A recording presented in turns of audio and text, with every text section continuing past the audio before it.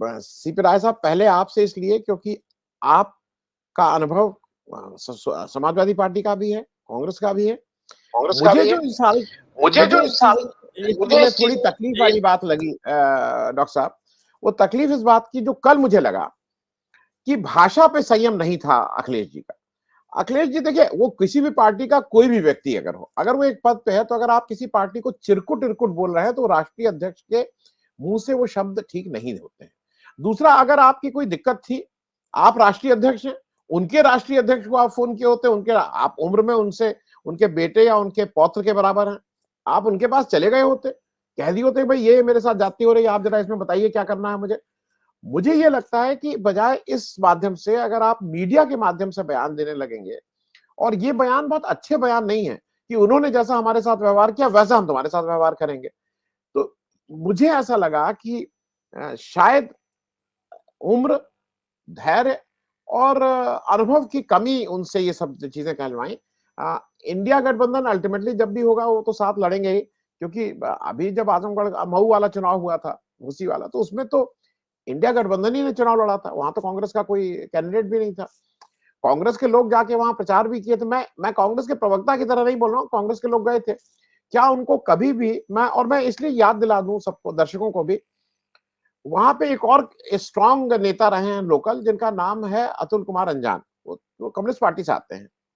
क्या उनको एक बार भी किसी ने कहा कि भाई अतुल जी आप आइए, आप हमारे मन से आप भी 2 भाषण दे दीजिए? क्या कांग्रेस में आपके, क्योंकि मुझे जानकारी नहीं है, क्या डॉक्टर राय आपको जानकारी है कि कांग्रेस के किसी नेता को, वो अध्यक्ष से मान लीजिए नहीं बनती हो, कोई भी नेता, किसी से तो उनसे कहा गया कि भाई आइए आप भी हमारे मन से एक भाषण दीजिए हमारे कैंडिडेट को, इंडिया, जिससे लगे कि इंडिया गठबंधन है? मैं इस पे, और मैं एक सार्वजनिक रूप से कह लूं, भाई डॉक्टर सीपी राय, आपका एक व्यक्तिगत काम, मैं सार्वजनिक रूप से क्षमा मांग लूं, मैं कर रहा हूं उस काम को, कुछ एक काम इन्होंने मुझे दिया है, वो मैं थोड़ा पीछे हो जा रहा हूँ, लखनऊ का रहने के बाद भी नहीं हो पा रहा है, लेकिन वो मैं काम करता हूँ, उसमें सार्वजनिक रूप से आपसे क्षमा। लेकिन पहले इस बात पे कि भाषा का जो, जिस तरह की भाषा प्रयोग हुई है, मुझे कहीं लगा कि उसमें थोड़ी अनुभव की कमी थी और धैर्य की कमी थी। डॉक्टर सीपी राय, आपसे शुरू करेंगे। अनम्यूट कर लीजिएगा भाई साहब, अनम्यूट कर लीजिएगा। नहीं, अनम्यूट मेरे यहाँ से नहीं होगा, आपके यहाँ से होगा। वो हो गया शायद, हो गया जी। अखिलेश जी शिक्षित हैं, कर्नाटक से लेके सुना ऑस्ट्रेलिया तक उन्होंने पढ़ाई की है। मेरे लिए तो पुत्रवक्त हैं, भतीजे हैं मेरे, क्योंकि मुलायम सिंह जी को मैं बड़ा भाई मानता था, बड़ा भाई साहब ही कहता भी था। उस पार्टी में मेरी जिंदगी के 35-36 साल बीते हैं, और कोई कारण तो होगा कि मैं 2-3 साल राजनीति में नहीं रहा, राजनीति छोड़ दिया मैंने पार्टी में काम करने के बावजूद। मुलायम सिंह के साथ तो रहा, उनके व्यक्तिगत रिश्ते रहे मेरे, लेकिन समाजवादी पार्टी मैंने छोड़ दिया था। और फिर अब इस मोड़ पर आकर के मैंने इस उम्र में फैसला लिया कि कांग्रेस में रहना चाहिए। भाजपा को अगर हराना है तो कांग्रेस को मजबूत करना जरूरी है। अखिलेश जी के साथ थोड़ी दिक्कतें हैं। एक तो कंसिस्टेंसी नहीं है, एक निरंतरता जो होनी चाहिए किसी चीज की, उसका बड़ा अभाव है। कल कोई बात कहेंगे, आज वो बात भूल जाएंगे, आज कोई दूसरी बात कहने लगेंगे। मुलायम सिंह जी के कुछ गुण थे, जिन गुणों के कारण वो बहुत गरीबी से उठ करके तमाम लोगों को जोड़ करके और इतने ऊपर तक चले गए, यहां तक कि पूरे खानदान को नेता बना दिया। मुलायम सिंह जी से सीनियर थे बहुत। जनेश्वर मिश्रा का नारा मुलायम सिंह जी ने भी लगाया होगा, लाइन में लग के उनसे मिले होंगे। रमाशंकर कौशिक और भगवती सिंह डॉक्टर राम मनोहर लोहिया के साथ हुआ करते थे, बहुत सीनियर थे। रामशरण दास जी डॉक्टर लोहिया के जमाने में ज्वाइंट सेक्रेटरी थे पार्टी के। बेनी प्रसाद वर्मा मुलायम सिंह के समकक्ष थे, लेकिन चौधरी चरण सिंह के यहाँ उसकी साख ज्यादा थी। सारे लोगों ने मिलकर इकट्ठे होकर तय किया कि हमको मुलायम सिंह को अपना नेता मान के आगे बढ़ाना है। मुलायम सिंह ने भी हमेशा यह ध्यान रखा कि इनमें से कोई उनके घर ना आए, वो किसी को घर नहीं बुलाते थे। वो जनेश्वर जी के घर पास मिलने खुद जाते थे, रेवती रमन सिंह के यहाँ मिलने खुद जाते थे, रमाशंकर कौशिक और भगवती सिंह के यहाँ मिलने खुद जाते थे।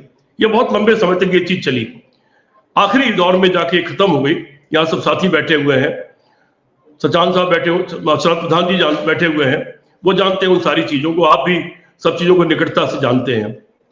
आखिरी दौर में जरूर चीजें थोड़ी बदली, लेकिन उनका ध्यान मुलायम सिंह रखते थे कि अगर उनसे सीनियर लोगों ने उनको लीडर मान के आगे बढ़ा दिया है, तो उन्होंने ये ध्यान रखा कि सीनियर लोग भी हर्ट ना हो, उनको ये फील हो कि वो मुझसे बड़े हैं और सम्मान उनका बना रहे। अखिलेश जी ये नहीं सीख पाए। अखिलेश जी ये सीख नहीं पाए कि राजनीति कोई गोलगप्पा नहीं है कि वो लिया और मुंह में डाल लिया। ये पत्थर के चने हैं, इसको चबाने में दांत टूटते हैं। दो दांत तोड़ने से डर जाएगा और चना चबा नहीं पाएगा। इसमें सत्ता से डरा नहीं जाता, सत्ता से आंख में आंख मिला के लड़ा जाता है, और सत्ता से लड़ाई सड़क पर होती है। आजम खां जैसा आदमी जिसका बहुत बड़ा योगदान है समाजवादी पार्टी को बनाने में, समाजवादी पार्टी की सरकारें बनाने में, और मुलायम सिंह जी ने उस योगदान का अंतिम दिन तक साथ उसका निभाया और उसका ध्यान रखा। वो आदमी अपने पूरे परिवार के साथ इतनी बड़ी गर्दिश के दौर से गुजर रहा है इतने समय से। एक आंदोलन नहीं, एक जेल भरो आंदोलन नहीं, कोई साथ नहीं। बहुत सारे कार्यकर्ताओं को मुकदमे लग गए, उनका कोई साथ नहीं। आप मैनेजमेंट से राजनीति करना चाहते हैं। आप ये सोचते हैं कि पैसे के दम पर कोई एजेंसी आएगी वो आपका प्रचार कर देगी, कोई एजेंसी आएगी वो आपके लिए सर्वे कर देगी, कोई एजेंसी आपके लिए बाकी काम कर देगी। एजेंसी से आप काम करा जोड़ सकते हैं, एजेंसी से चुनाव नहीं जीते जाते। अधिकारियों से भी चुनाव नहीं जीते जाते, ये गलतफहमी भी निकल जानी चाहिए। अधिकारी जिसकी सरकार उसका अधिकारी, अगले दिन से फिर वो दिखाई नहीं पड़ता, आपकी फोन उठाना बंद कर देता है। ये गलतफहमियां बहुत सारी हैं। अखिलेश जी अक्सर मर्यादा खो देते हैं। इस बार भी उन्होंने मर्यादा खो दिया और इससे दूसरों का कोई नुकसान नहीं हुआ। आज जो दूसरी डिबेट में था, धनंजय जी थे मौजूद उसमें, और कई बहुत सीनियर पत्रकार मौजूद थे, अन्य डिबेट्स में भी रहा। एक भी आदमी अखिलेश जी के इस काम की तारीफ नहीं कर रहा है, हर आदमी इसकी निंदा कर रहा है। अगर अखिलेश जी की कोई बात दिग्विजय सिंह या कमलनाथ से हुई थी तो अखिलेश जी को सीधे उनसे बात करना चाहिए था, अपने नौकरों को नहीं भेजना चाहिए था।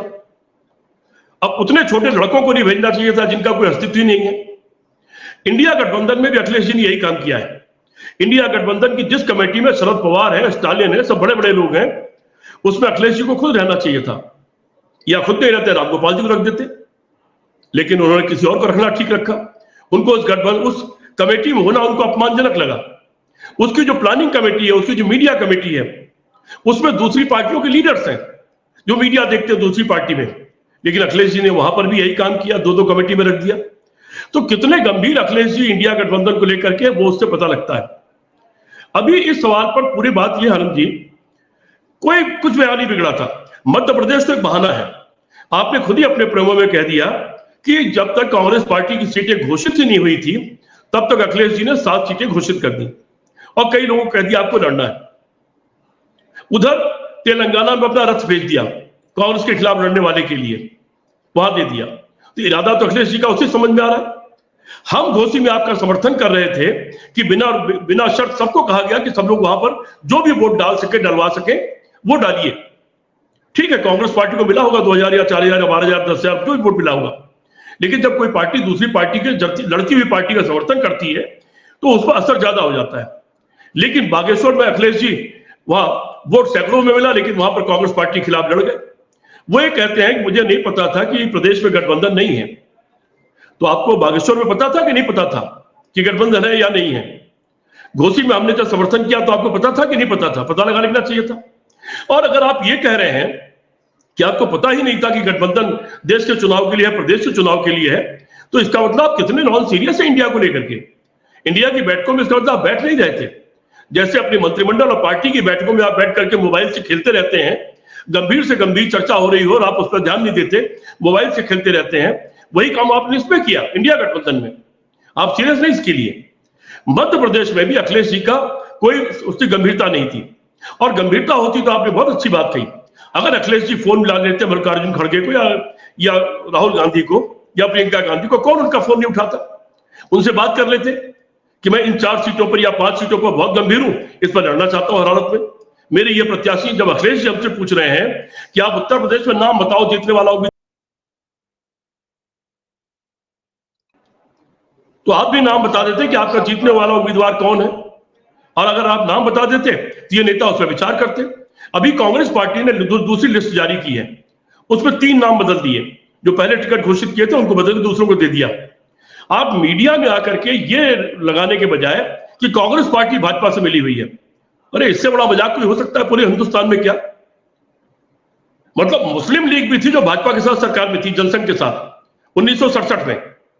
मुस्लिम लीग उसके पहले 1936 में हिंदू महासभा के साथ सरकार में थी, और जनसंघ के साथ संयुक्त की जो सरकार थी, संयुक्त विधायक दल की जो सरकार थी, जो 9 विधानसभाओं में सरकार बनी थी गैर कांग्रेसवाद के नाम पर, उसमें मुस्लिम लीग भी थी, कम्युनिस्ट पार्टी भी थी। कम्युनिस्ट पार्टी के रुस्तम साकिर उसमें गृह मंत्री थे, झारखंड राज्य जी खाद्य मंत्री थे। लेकिन सिर्फ कांग्रेस पार्टी ऐसी पार्टी जिसकी भारतीय जनता पार्टी और आरएसएस और बीजेपी से कभी कोई दोस्ती नहीं रही। उस पर आप आरोप लगा रहे हैं कि कांग्रेस पार्टी मिली हुई है। इकलौता राहुल गांधी आक्रमण कर रहा है लगातार आरएसएस और भाजपा पर पूरी ताकत के साथ। क्या अखिलेश यादव का कोई बयान किसी ने सुना आज तक मोदी के खिलाफ, आरएसएस के खिलाफ, अमित शाह के खिलाफ? फिर आप आरोप लगा रहे हैं, और आरोप लगा के आप ये चाह रहे हैं कांग्रेस पार्टी आपको अपनी गोद में बैठा ले। और उसके बाद ये चिरकुट जैसी भाषा, क्या ये पढ़े लिखे की भाषा है? क्या ये मुलायम सिंह यादव के पुत्र की भाषा है? क्या ये समाजवादी संस्कारों की भाषा है? क्या ये आचार्य नरेंद्र देव, डॉक्टर लोहिया आचार्य नरेंद्र देव और अच्युत पटवर्धन से लेकर मीनू मसानी तक की भाषा है? ये किससे सीखा आपने ये भाषा? और आप किसके बारे में कह रहे हैं? अजय राय, जिस आदमी ने पहला चुनाव 9 बार के एमएलए उदल को हरा करके जीता था, जिस आदमी ने अनुप्रिया पटेल के पिता को निर्दलीय चुनाव हराया, दूसरी बार फिर उनको हराया, जिस आदमी ने लगातार मोदी जी से मोर्चा लिया और पहले चुनाव में जितना वोट मिला दूसरे चुनाव में उसका 2 गुना वोट उससे हासिल किया। 2014 से जिस अजय राय पर बीजेपी डोरे डाल रही है कि वापस आ जाओ और हम आपको क्या क्या बना देंगे, वो आदमी झुका नहीं, समझौता नहीं किया, कोई डर नहीं, उसमें मुकदमे लग रहे हैं। अभी एक मुकदमे में 82 लोग मुलजिम थे, जिसमें अजय राय का कोई केस नहीं था। वो एक शंकराचार्य का धार्मिक मामला था, अजय राय उनका समर्थन करने चले गए, वहां लाठीचार्ज हो गया और उसमें 82 लोग मुलजिम हो गए, जिसमें भाजपा के भी कई लोग हैं। 81 लोगों के मुकदमे सरकार ने वापस ले लिए और अकेले अजय राय को उस मुकदमे में छोड़ दिया। और अब सरकार ये कोशिश कर रही है आजम खान की तरह कि जल्दी जल्दी पैरवी का करके अजय राय को जेल भिजवा दिया जाए। तो जिस अजय राय से भारतीय जनता पार्टी लड़ रही है, उसको जेल भेजने की कोशिश कर रही है, उस अजय राय को आप चिरकुट कह रहे हो। ये शर्मनाक है, मुझे दुख पहुंचा है। मेरे लिए बताया, मेरे लिए पुत्रवत है, मेरे भतीजे हैं अखिलेश यादव जी, बहुत तकलीफ की बात है। ये सुन के मुझे धक्का लगा। उनके पास बहुत उम्र है, अभी कम उम्र है उनके पास, राजनीति के लिए बहुत उम्र है, उसमें धैर्य होना चाहिए, उसमें संयम होना चाहिए, और कुछ हो ना हो भाषा की मर्यादा जरूर होनी चाहिए। भाषा की वो मर्यादा अखिलेश यादव जी ने खो दिया है, और इससे अखिलेश यादव जी ने एक दिन में अपना कितना बड़ा नुकसान कर लिया उनको अंदाज भी नहीं है। कितने बड़े पैमाने पर नुकसान कर लिया उसको अंदाज नहीं है। हम लोग अब जब अखिलेश यादव जी के बारे में कुछ कह रहे हैं, हम तो मर्यादा का ध्यान रखते हैं, लेकिन जब अखिलेश यादव जी के अहंकार के बारे में और या उनकी अक्षमता के बारे में बात कर रहे हैं, तो आप कल्पना कर सकते हैं कि समाजवादी पार्टी के भीतर से जो लोग हमें जानते हैं, ढेर सारे फोन आ रहे हैं कि आपने बिल्कुल ठीक कहा, ये आदमी पार्टी खत्म कर रहा है हमारी। इस तरह के फोन आ रहे हैं, यादव लोगों के फोन आ रहे हैं, कल्पना कर सकते हैं। और अगर ऐसा ही रहा तो पार्टी खड़ी कहां रहेगी? दूसरी बात, उत्तर प्रदेश को लेकर सवाल है। लोकसभा चुनाव के लिए इंडिया गठबंधन बना है, उसका इंतजार करना चाहिए था। मध्य प्रदेश में सारी सीटें डिक्लेयर होने का इंतजार करना चाहिए था, और नहीं तो नेताओं से बात करना चाहिए था। इस तरह की भाषा का इस्तेमाल और ये जो उन्होंने आरोप लगाया कांग्रेस पार्टी में, ये नहीं करना चाहिए था। जहां तक लोकसभा का चुनाव है आनंद वर्धन जी, 2022 में भी कांग्रेस पार्टी अकेले लड़ी थी और 22 सीटें जीत गई थी, और बाद में फिरोजाबाद में डिंपल यादव चुनाव लड़ी थी। अखिलेश यादव का पूरा परिवार वहां प्रचार कर रहा था। वो अखिलेश यादव की अपनी सीट है, वोट के लिहाज से उनकी अपनी सीट है, लेकिन वहां कांग्रेस के कैंडिडेट ने उनको बहुत भारी वोटों से हरा दिया था। तो राजनीति और मतदाता किसी की बपौती नहीं है। भारतीय जनता पार्टी 2017 में उत्तर प्रदेश में केवल 46 एमएलए की पार्टी थी, और बढ़ी तो 325 सीट, जो किसी को कभी नहीं मिली उतने पा गई। तो ये किसी की नहीं होती है, ये कभी भी जनता बदल जाती है, जनता प्रयोग करती है। 34 साल से कांग्रेस पार्टी उत्तर प्रदेश के शासन में नहीं है, जनता भी बदलने का मूड बना रही है। जनता भारतीय जनता पार्टी से उब गई है, और एक नया ट्रेंड देखने को मिल रहा चुनाव में, आप लोग लगातार देख रहे होंगे। बंगाल के चुनाव में भारतीय जनता पार्टी और ममता बनर्जी आमने सामने आ गए तो सीपीएम और कांग्रेस वहां से आउट हो गए। कर्नाटक के चुनाव में बीजेपी और कांग्रेस पार्टी आमने सामने आ गई, तो वहां पर देवगौड़ा जैसे मजबूत आदमी की पार्टी बिल्कुल कमजोर साबित हुई। उत्तर प्रदेश के चुनाव में, पिछले चुनाव में, जब कांग्रेस और जब समाजवादी पार्टी और भाजपा के चुनाव आमने सामने हो गया और लगा कि समाजवादी पार्टी सरकार बना लेगी, तो कांग्रेस पार्टी उसमें सिमट गई, हजारों वोट पे सिमट गई, बहुत पीछे चली गई। जनता का यह नया ट्रेंड है, एक को हराना और एक को जिताना, और ये ट्रेंड कभी भी कहीं भी चल सकता है। उस ट्रेंड का नुकसान तो एक को उठाना पड़ता है, और ऐसी परिस्थिति में अगर आप बेलगाम हो जाएंगे तो आपको और ज्यादा नुकसान उठाना पड़ेगा। हम लोग भी जमीन पर रहते हैं, हम लोग भी लोगों से मिलते हैं, और तमाम ऐसे लोग हैं विभिन्न तरह के, अलग अलग जाति और धर्म के लोग।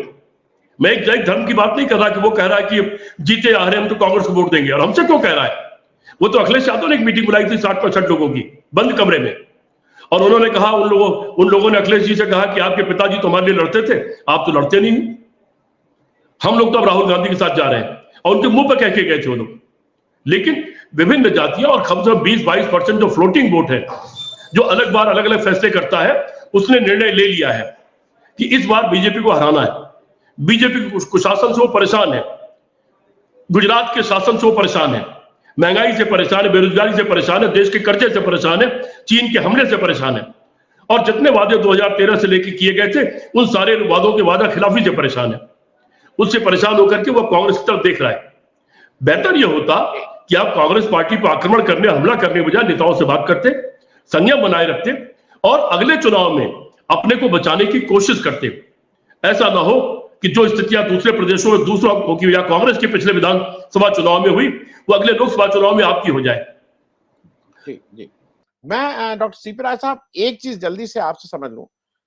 मैं रोज सुबह, मुझे दिन में फोन आते हैं 2-4 ऐसे, कुछ उठा पाता हूं कुछ नहीं, और ये मैं आपके पास भी आता हूं जिसमें सबको गुस्सा रहता है राहुल गांधी को ऐसे करना चाहिए, और अगर उनकी बात नहीं मानेंगे तो राहुल गांधी जीत ही नहीं सकते हैं। आप चाहिएगा तो मैं नाम भी बता दूं, इस तरह के 25 फोन आते हैं। अब राहुल गांधी क्या करें? अडानी के अगेंस्ट अकेला आदमी वो लड़ रहा है, कास्ट सेंसस पे खुल के कह रहा है कि कास्ट सेंसस से किया नहीं, CWC से पास कराया, चारों मुख्यमंत्रियों को साथ बिठा के कहा कि कास्ट सेंसस अगर होगा तो हम लागू करेंगे। अब इसके बाद भी अगर किसी को ये हो कि नहीं इसमें कहीं गड़बड़ होगी, तो मैं बहुत 1-2 मिनट में डॉक्टर राय और शरद भाई आपसे, राहुल गांधी अब क्या करें? मतलब वो कौन सी तपस्या करने लगे हैं, उल्टे खड़े हो जाएं, क्या करें? मैं डॉक्टर राय आपसे जरा समझना चाह रहा हूं। राहुल गांधी ने अपनी विश्वसनीयता कायम की है, पूरे हिंदुस्तान में एक विश्वास कायम किया, यहां तक दुनिया में भी। इसीलिए दुनिया के तमाम बड़े विश्वविद्यालयों से उनको बुलाया जाता है। इस वक्त किसी से बात कर लीजिए, वो तमाम लोग जो उनका पहले मजाक उड़ाया करते थे, वो सारे लोग उनको गंभीरता से लेने लगे, और सब लोग ये कहते हैं कि ये आदमी बड़ा कमाल कर सकता है। ये कभी कुलियों के पास चला जाता है, कभी नौकरों के पास चला जाता है, कभी मेज कुर्सी बनाने वालों पर चला जाता है, कभी कहीं चला जाता है, कभी स्कूल में चला जाता है। ये तो आम आदमी बनने की कोशिश कर रहा है। वो गांधी वाला जो रास्ता था ना, खुद निकलो और उन तमाम लोगों के पास जाओ जो उपेक्षित है, उन लोगों के पास जाओ जो गरीब है, जिनके पास रोशनी नहीं पहुंची विकास की, उनके पास जाओ। राहुल गांधी ने वो काम किया है। भारत यात्रा के दौर में उनके अंदर जो एक ट्रांसफॉर्मेशन हुआ है, जो उनके अंदर परिवर्तन आया है, उसने राहुल गांधी को बदल करके रख दिया है। मैं एक दिन देख रहा था संजय शर्मा का एक कार्यक्रम, जिसमें कोई ज्योतिषी जी बैठे हुए थे। संजय शर्मा जी उनको अक्सर लेके आते हैं, और वो ये कह रहे थे कि राहुल गांधी और महात्मा गांधी दोनों की कुंडली एक ही है। खैर मैं इन सब चीजों पर विश्वास नहीं करता हूं, लेकिन वो कह रहे थे, और उन्होंने उसके तमाम साइंटिफिक कारण बताए, ग्रह बताए, ये बताए कि दोनों की कुंडली एक जैसी है, दोनों एक ही तरह से काम करेंगे, दोनों एक ही तरह के विचार रखते हैं, और दोनों को एक ही तरह की प्रतिष्ठा मिलेगी। खैर इतनी सच्चाई तो है कि राहुल गांधी उसी महात्मा गांधी के रास्ते पर चल रहे हैं, जगह जगह खुद पहुंच रहे हैं, और प्रतिष्ठा भी बहुत तेजी के साथ उन्होंने हासिल की है। इस वक्त वो मैचलेस है। पूरे हिंदुस्तान में जितने नेता हैं सब उनको आदर के साथ देखते हैं, आदर से बुलाते हैं, वो उन्होंने प्राप्त किया है। और दूसरी बात उन्होंने जो ये कह दिया, मैं कोई पद नहीं लूंगा। इस हिंदुस्तान का इतिहास है, जिस किसी ने पद को लात मारा, जनता उसके पीछे दौड़ने लगती है कि आप कैसे भाग रहे हो, हम तो आपको छोड़ेंगे ही नहीं, पद में आपको बैठा के रहेंगे। राहुल गांधी वो कैटलिस्ट का काम करने जा रहे हैं, और आने वाले समय में राजनीति उन्हीं के कारण बदलेगी।